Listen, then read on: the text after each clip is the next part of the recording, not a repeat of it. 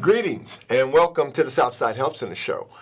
First thing I would like to do is thank everyone for tuning in. This is a live call-in show, so please, if you can, by all means, write down the number. The number here is 312-738-1060. Give us a call here at the station. It is going to be a live show, so if you have any questions, comments, or concerns, you can give us a call here at the station. What we're doing today is we're going to focus on mentoring. Let me put my phone down because I don't think I'm going to be able to get that to work the way that we need it to. And I'll set it there. And I got me and my guest. My guest is Darrius today, but before we go into that, I just want to first pay homage to Southside Help Center and thank Betty Smith. She is our founder of the agency. She founded the agency back in 1987. And now our executive director, Ms. Vanessa Smith, is continuing the legacy of Betty Smith. So we would first like to thank those two wonderful ladies for allowing the opportunity for us to continue the process and to continue the vision of Betty Smith and the Southside Help Center. We thank you. We also would like to thank AHF. That's our affiliate organization. Our parent company. We'd like to thank them again for allowing us to have a much longer arm. We thank you. We've been doing this work here for quite some time.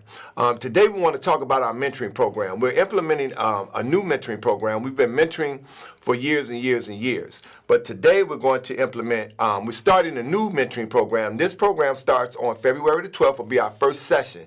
The sessions will go from 4 to 6. The age range is going to be from 10 to 18. Parents, please, if you have a son who is interested or if you're interested in getting them involved in mentoring, please give us a call here at the station or you can go on our website, Southside Help Center, www.southsidehelp.org. Go on our website and just pull up. If you see my name, Mr. Cherry, hit that, call us. Please, by all means, parents, help us to help you. It is vital in our communities that we come together as a community to help our young people. When I talk about our young people, I'm talking about the girls and the boys, but I have a primary focus on the males. This is so vital. We know that in Chicago, day in and day out, you know, you can go over the weekend, you can go and check all of the stats on Monday, and we have a lot of violence going on. We have a lot of gangs going on. We have a lot of things going on in the city of Chicago. If we're not part of the solution, then we're part of the problem. We would like to be part of the problem, a part of the solution. We would like to make sure that if we have a program that's available for them, and not only that, what will we be teaching? We will be teaching violence prevention, substance abuse prevention, gang prevention. We'll be talking about life skills. We'll be talking about negotiation skills. We'll be talking about bullying, suicide. We're going to be talking about a lot of things, parents, and please, we're going to have an open house again on February the 12th. I want the parents, if you can, come out, check us out, see what the programs entail. Any assistance we can get from you, we would love to have your help. So please, parents, check out the agency, check out the website. We're having a mentoring program. It's going to start on the 12th. Let me just go to the overhead really quickly. Here we go, overhead. The program we're talking about is called, it's a WE program. And what is WE? That means we educate, we elevate, and we empower. Educate, elevate, and empower. We're talking about educating, elevating, and empowering our young people. It's going to be vital that as many people we can get involved, as many parents as we can get involved in this process. Please, parents, join in. Help us help you. Please help us to help you. These programs, the workshops are going to be phenomenal. I can tell you that now. So with that being said, I want to talk to this brother here. This brother's Darrius. Let me make sure we can get you on the camera. Darrius. Now, Darrius, tell us, first of all, give me your whole name. My name is Darrius Barron. Darrius, when did you start coming to the Southside Help Center? I believe I was maybe 11 or 12. 11 or 12 years old. And how old are you now? 26. 26. Reason I got Darrius here, Darrius is truly a shining star. I say that to say because Darrius has been with us and been around us since he was 11, 12 years old, people. He's been around us for a long time. One of the things that I noticed with Darrius was his consistency. He continued to come around the Southside Help Center for many, many years. Year after year, I would see him. And then when he went through high school, I would see him. When he went through college, I would see him. Now we have sitting here a phenomenal young man. And one of the things that I wanted him to talk about was how is he able to get past some of the obstacles that I know he encountered. Because, I mean, he was 12 when he first started coming around. Now he's 26, so he feel like one of my sons, and how, you know, we raise our sons and, you know, they still come around and you can really see them really shine. So he has been a true inspiration, but I would love for him to be an inspiration to some of you. So the first question I want to ask you, Darrius, is one, how did you find out about the center? Well, when I was in grammar school, it's like all the kids was going, after they would get out and they would walk in a huge group and go to the center after school. So it's like, that's where everybody was going after school. So I want to go to. So following along. I had my mom's sign me and my brother up for. Okay. And let's hear what he said now. He saw a group and he followed them. And it's very important that we understand following and how that works, because just like he followed that group, he could have followed another. But this is the group that he chose to follow, and they were coming to the Southside Help Center. And from there, you had your mother to sign you and your brother up. Right. Okay. So listen, that's a wonderful thing. One of the things you talked about, I want to get right into when he went to high school, and reason being is because so many of our young people, when they get to high school, is when they run into most of their obstacles. That's why so many of our African American males don't make it through high school, is because so many obstacles are before them. So with that, just tell me about when your freshman year and what was that like in terms of the gangs and stuff like that, and how were you able to avoid those things? Well, first of all, high school was a completely different experience for me. Growing up all through grammar school, all I did was pretty much play the game or go to the center or, play with my friends on the block. Mm-hmm. None of us were into the gangs. We ain't know nothing about that. Mm-hmm. Then I went to Dunbar, 30th and King Drive, and it's like you got kids from the projects in there, you got kids from the east side in there, kids from the west side, and I'm from the hundreds. It was very few of us. So it's like, what wasn't there is now dead smack in my face. You know what I'm saying? It's like you could be in class, somebody throw up a gang sign, and not people fighting. Mm-hmm. Or be in a lunchroom, next thing you know, food fight break out, then the real fight. Mm-hmm.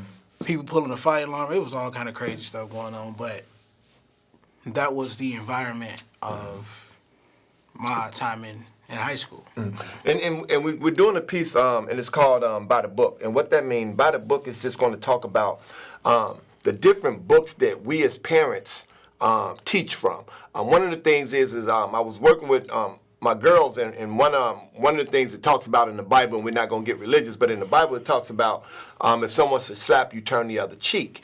And for years I've been telling my girls, if someone hit you, put their hands on you, slap them back. If someone hit you, put their hands on you, slap them back. And as we were going through this lesson in the Bible, it talks about some alternatives to actually slapping them back. And my daughter said, well, Daddy, you've been telling me for the last 7-8 years, if someone should slap me, slap them back. And I was like, you're right, but it's difficult sometimes as a parent to, change a lesson, or to say you might have been wrong in the teaching of a lesson, but a lot of times our teaching come from the environment that we live in. Our teachings come from, and the lessons come from the environment that we live in. We're trying to provide them with a safe and healthy environment and teach them some different lessons, because ultimately, you may not even be you may not have the physicality to slap someone back. So now what are you going to do? Because what happens is a lot of times when you don't have the physicality to slap someone back, you equalize it, with a gun or with a knife or with other individuals. So we got to talk about alternatives to what we can do in terms of our teaching. But that's one of the workshops we're going to focus on. It's going to be By the Book. And that just talks about what book are we as parents teaching from. There's a whole lot of parenting books with different methodologies and so forth. So we want to talk about what do we do to teach and train our children the right way? If you have any questions or comments or concerns, parents, please call us, 312-738-1060. This is a live call-in show. I got my man Darrius on here. He's been with the Southside Help Center since he was 12. He is now a phenomenal young man. He has not only went through high school, but he's also graduated from college. Let me say that. So real quickly, when you talk about in high school, what were some of the things that you were able to do to keep you away from the gangs, not only joining them, but keep you safe from the gangs? What are some of the things you were able to do? I went to school and went home, man. Just the way I saw it, it wasn't really anything at school for me. So it's like, I had a few people that I talked to who I was cool with. It was on a high and by situation when I was at school. But, man, when I went home, it was time to go home. I went home. And I go to the center because even in high school, all of my friends, they would still meet up at the center. At the center. Yeah. Continuously. That's a beautiful thing. Yeah. If there was something you could tell a young brother that was in high school, what would be something that you would tell him that he could probably do that would be a success or help him to maintain, in that environment? Actually, something that I wish I could tell myself back then is be who you know you are. All right. It took me a long time after high school to find who I was and be happy doing the things that I like to do, listening to the music that I like to listen to. Okay. And so, high school has been the same since forever. It's a lot of pressure. You want to be cool. You want to have the girls like you or whatever.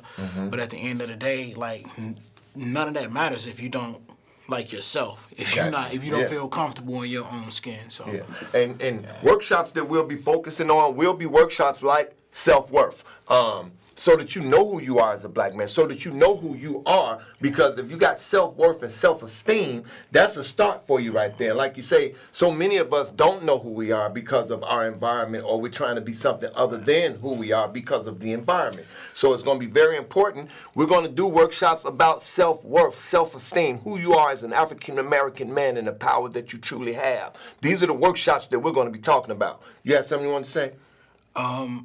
In this generation particularly, to know who you are as a black man, it gets kind of tough, because if we come in and tell you something, then you're going to listen to some music that tell you another thing. But then you may go on social media and see something else. So do you think the music is still impactful or affecting you guys in a particular way?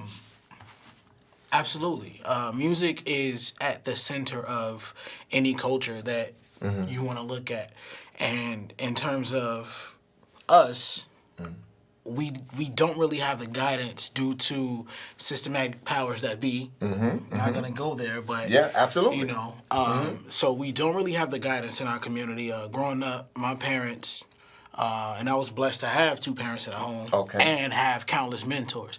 Like they always made sure that we had mentors, whether at church or at the center, to step in and correct the issue at the time being, and let them know what the issue is. But things have gotten worse now. Absolutely. Our communities never really recovered from the crack epidemic and so on and so forth. Yes. And so now we have younger parents, we have less parents in our communities, and so now kids are growing up listening to the music and thinking that what they hear in the music, see on social media is true. It's the reality.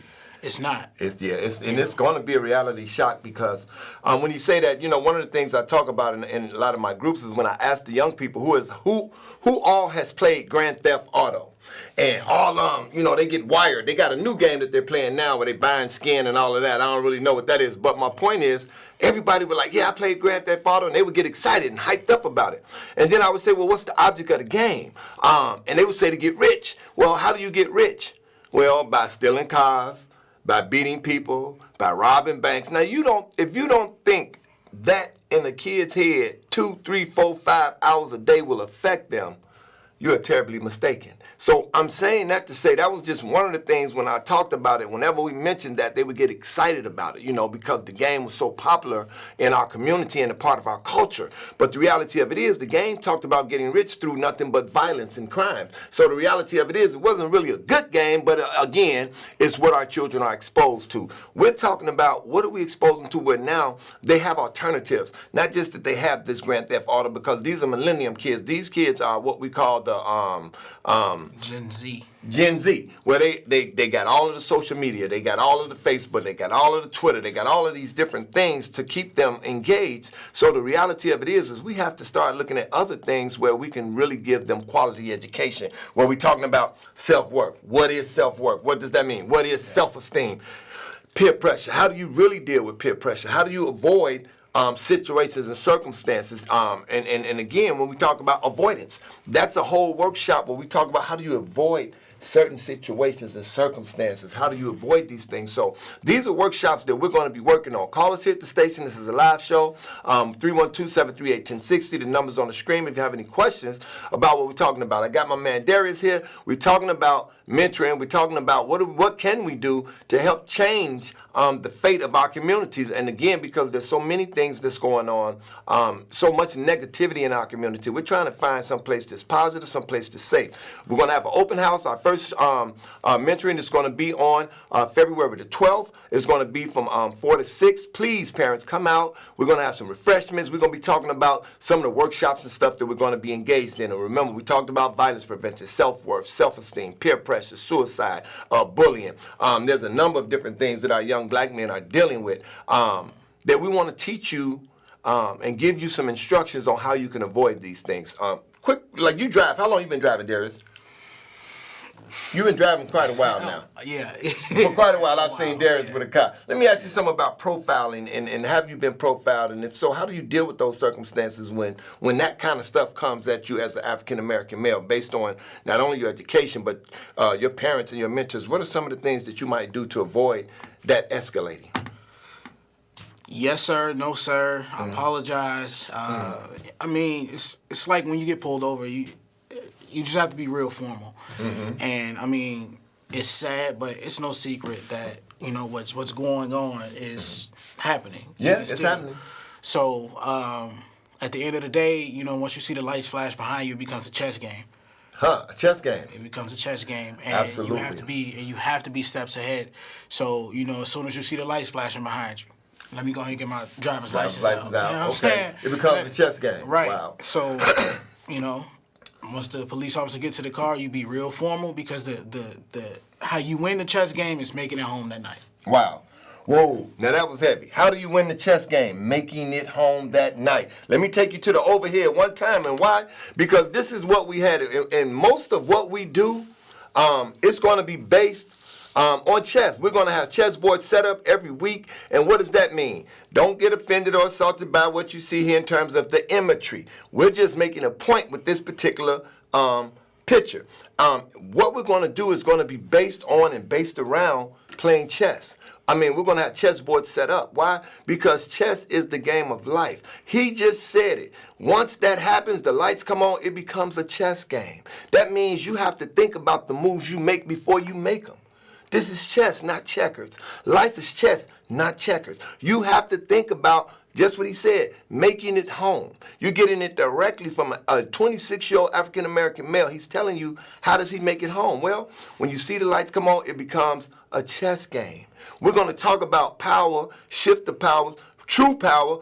So oftentimes we believe that's what we have, when in reality, you don't have as much power as you think you have when you're being pulled over by the police. And you want to make sure that you do the right things. We ain't talking about being no yes man. We're talking about being a smart man. This is what's important. So many of our African-American men are not making it home because we haven't taught them how to properly respond when something like this happens. Because we can get tough as we want, but the reality of it is the true power lies within the officials or the law enforcement. So we want you to begin to think about, what can you do outside of that? We talk about anger management. What does that look like? We say our kids go from 0 to 10 in a matter of seconds. And what happens is they get to the X factors. What is the X factors? When you respond or when you react instead of respond, you'll just pop off. And they say, well, you're going from 0 to 10. But what a lot of people don't realize is when our kids get to school, they're already on 5. They may not have eaten the night before. They may have been abused the night before. They may have encountered gangs on their way to school. So by the time they get to school, they're on 5. So then something happened, and they go from 5 to 10, and we think they're going from 0 to 10. The point I'm making is we have to put steps in there. We have to put 1, 2, 3, 4, 5 steps in there so that by the time they get to 5, at least they'll have the ability to think. Now that power that comes in, so it's not them just reacting, it's them responding. We have to set circumstances and situations up so that they see these things before they happen, so they don't know how to react and respond. And that's one of the reasons why we're talking with Darrius today, because as an African-American man, some of the things he just said just amazed me when he talked about just simply making it home. You know what I'm saying? Has there been a time when you felt like you weren't going to make it home? If so, can you elaborate? If in fact that was something that you experienced? So while I was away at school, I went to Jackson State. Just graduated. All right, HBCU. Oh, you went to Jackson State and you just what? And graduated. And you graduated. That's what's up. The I love, man. All right, that's what's up. All right, so during my time down there, I took some of my younger cousins to an IHOP. And my cousins were like 16, 17 at the time. So when we get in the door, the waiter tells us it's going to be a little longer than usual for you to get your food. We say, all right, cool, we got patience. So we order our food. It was like bacon and eggs, and I ordered a sandwich or something like that. So it was about 2 hours later. The waiter never even came back to the table to give us water or nothing like that. So, I see the waiter. I walk up to him like, hey, man, we just going to go ahead and go. He says, all right, cool. So on our way out the door, it was a police officer right there. He must have been waiting on this food, too. So, the waiter comes and he asks us again, like, y'all sure y'all don't want to wait for y'all food? We tell him again, no. So the police officer steps in. Why? I have no idea. He says, hold on, y'all can't order that food, have all them people cook it, and then not pay for it. Wow. So I say, excuse me, sir, no, that's not what's going on. We never even seen the food, let alone touched it. Right. So he didn't care. He just kept going on his tirade about how they cooked all the food and how we trying to skip out on the bill. And so he was forcing me to pay for the food. Wow. I kept telling him, I said, you cannot force me to pay for something that I don't want. My minor is political science. Okay. So I can go there. And that's just the thing. I know that I was right. You can't force me to pay for something that I don't want. So he tells me that he's going to arrest me and take me to the downtown jail or whatever for disorderly conduct. And the more I talk, the more he's going to ramp up the charges. Gotcha. Chats, not checkers, right? Yes. So he lets me know his move. So, all right, I see what time it is. I'm going to go ahead and shut up, and I'm going to go back to my chair. And I mean, yeah, I was hot. Like, like you talking about 0 to 10, I was on 20. Yeah, I can imagine. So, I just paid for my food. The waiter came back. He was like, finally brought us the food. I say, actually, we don't want this. Can we get a refund? He says, oh, we don't do refunds. Wow. I'm like, oh, y'all really want me to act up in this restaurant. But I just gave him the money for the food, and we left. And that was that. And this is the thing about being humble. Sometimes when we realize, and this is what he just said, is when we realize, like I say, when somebody smacks you and you don't have the physicality to smack them back, and right away you have to become that much more humble so that you can escape a situation unscathed. And sometimes being humble and bending, it works out better. And that's not to say that that's always the situation or the circumstances. We're just talking about pieces that we can put in place for our African-American youth can make it home. With the mentoring program, we're going to educate, elevate, and empower. Educate, elevate, and empower. How do we do that? We do that through these type of workshops where we're talking about life skills. What does life skill mean? Avoidance. That's a whole workshop on how to avoid a situation. I used to have tinted windows back in the day, and the police kept pulling me over. And I would always get mad, and one of the cops said, man, why would you make a legal car into an illegal car? He said, it's illegal to have this on here, man. He said, why would you make a legal car illegal? And the light came on. And I stopped putting all that dark tint on my vehicle because he said, each time that you have this on here, we can stop you without question. He says, you done made a legal vehicle into an illegal vehicle and you mad about it. And that right there was a light that came on, made me say, okay, I'm going to stop that. But my point is, sometimes the lights have to come on for us. But if we get this stuff and we get these programs going and we get these young people like Darrius to come in and help us to mentor to his age group, to his generation, this is how it works. Go ahead. When I was a kid in the program in Southside, not so much as you. I believe you were off doing other things, but Arthur, Marcus, they would always have Mr. Clayton come out. I'm going to keep it A more than 82. Like, I used to hate when Mr. Clayton came out. But the things that I learned, especially in Mr. Clayton's workshop, even as a 12-year-old, 13-year-old, maybe I didn't understand it at the time, but it's like my brain just was like, oh, okay, we're just going to put this to the side. And then it's like, the older I got, I get into a situation, I'd be like, oh, okay, so this is what. And then a lot of those other mentoring strategies that Arthur or Marcus had, it taught us ways to express ourselves through, just word of mouth or, writing a letter. Verbal skills. Email. Written skills. It taught us all kind of different forms of expression. And on top of that, like, what the Southside Help Center mostly did, especially the mentoring program, it showed us all that it was somebody other than our parents that loved us. All right. Yes. Yeah. Oh my God. And you know the feeling, hearing that coming from a young man, to say that this was them knowing that someone else cared besides their parents, because we do care. And it's ironic that he would mention those names because I was with Mr. Dunn Saturday. He's one of our mentors. He's helping us to construct our camping. We're going to do some camping this summer. We're going to go to Faculty de Childs. We're going to expose them to some different stuff. So he's definitely a part of that process as well. And of course, you know, Mr. Clayton, like he said, he didn't want to hear what Mr. Clayton said back then, but as he got older, I used to always tell my sons this ain't for you today. This lesson ain't even for you today. So put this one on the shelf. And then when that time comes, you say, oh, and the light comes on. This may save your life. So it's amazing to hear him say that I didn't want to hear it then. And some of those things I would just put to the side. And then now, as an adult, I pull those things up. And now I make better decisions as a result of it. And that's why with Mr. Clayton, a phenomenal brother, we ain't always going to be your friend. We ain't always going to be a friend. We're going to have to sometime come at you in a whole nother light, because I need you to understand that you are important to me, that your life is valuable to me. So with that, and don't take this wrong when I say we don't spare a rod, but it talks about the Bible and not sparing a rod. That means that when the time comes and y'all need to be chastised, or we need to be stronger, we have to be. If we don't, it's an injustice. You understand what I'm saying? And then those life lessons that you need, you are not taught. We're talking about real talk. We're talking about real programs with real men that truly love African American men, and we want to make sure that the lessons that they get them. Because what we talk about, and we've been talking about for years, is exposure. If you don't ever get exposed to a situation, you never know when that situation is going to arise and then how you're going to respond to it. Mm-hmm. So we're going to talk about peer pressure.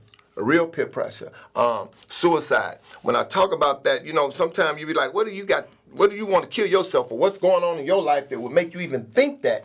But so many of our young people have situations and circumstances where that's their reality. I think suicide is bigger than it's ever been, especially with the millennials going into the Gen Zers. Like, depression is just, you hear it all through the music, you see it through the media.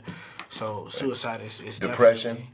Have you yourself, or you had any friends that you may have inspired? We got a little time left, but any of your friends that you may have encountered that with, and you know, what was the outcome, or how do you guys, what do you do when you see someone that you feel that way? What would be something that you would suggest? I mean, I'd be lying if I said I didn't hit a depression stage before, but something that helped me out was, it depends on who you keep around you. You know what I'm saying? Who's all in your circle. Wow. Who you surround yourself because with. Because the hardest part about depression is wanting to call someone and tell them what's going on. Wow. But it's like your depression won't let you. So if you have that person that you can just call and say, you know, this is what's going on, and they be like, okay, well, I'm on my way. Or if I can't get there, I know exactly what to say. Gotcha. And we got a minute. Let me wrap it up by saying that that's what the mentoring programs we have are about, where you'll have an alternative, where you'll have a number that you can call someone who may have had that same experience. Southside Help Center has been in existence since 1987. I've been with Southside Help Center since 1995. I've been here with CAN TV since 1999. My point to saying that is the work is still real, the passion is still there. These young people, we need to get them and give them what they need to survive, because it's not as easy as some of us may think as parents. Like you said, so many of them go through depression. Well, what do you do when you reach that point and go through depression? What do you do when you're thinking suicidal thoughts? We're talking about life skills. We're talking about real things for real people, so that these young brothers and sisters will know what they can do or what's available to them, and just like he said, knowing someone else cares. We care about our young people. So please check out the Southside Help Center's website, www.southsidehelp.org, or you can come to the office with 10420 South Halsted, or you can call us 773-445-5445. Please, please, please, parents, we're going to have on February the 12th from 4 to 6, open house. Please bring your young people. The program will be from 10 to 18. Right now we're starting with the young males, and we look at incorporating the ladies. And so please, please, please, parents, help us to help you. Darrius, I'd like to thank you for coming on down here with me and talking about that experience. It's truly a blessing. He's 12, he's 26, he's been around the center a long time, and he's truly an asset to us by seeing him grow and blossom the way that he has. So thank you, brother. Again, this is the end of our show, but we'll be back on next time, so please come in on the 12th. Call if you need any additional information, 773-445-5445, Southside Help Center. Until we see you again, we bid you peace.